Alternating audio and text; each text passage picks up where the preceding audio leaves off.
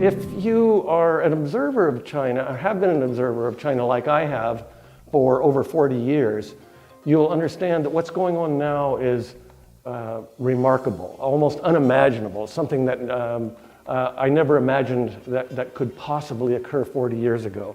Just to give you a contemporary sweep of modern Chinese history, you'll understand that the communists took control of China in 1950, headed by Mao Zedong.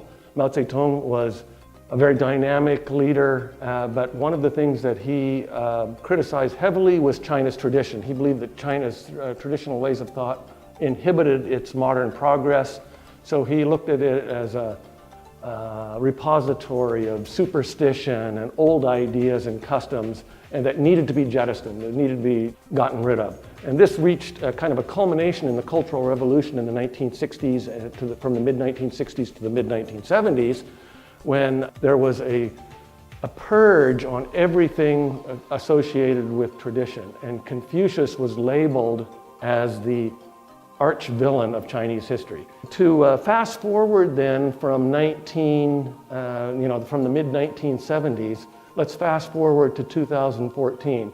We have a new leader. His name is Xi Jinping. Xi Jinping just declared himself the leader for life of China.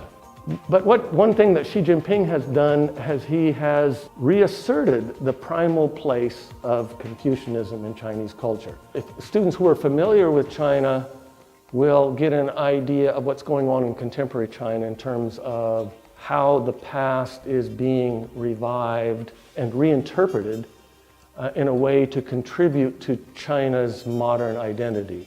And the example I just gave you with regarding Xi Jinping indicates that there's, for the first time in a long time, there's great kind of government and party support for this reassertion of traditional values in the Chinese context.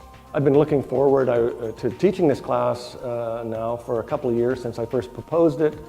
I think for those who are interested in Asia and particularly learning something about the traditional resources of Asia and how they're currently being reinterpreted, I think this would be a great class for you.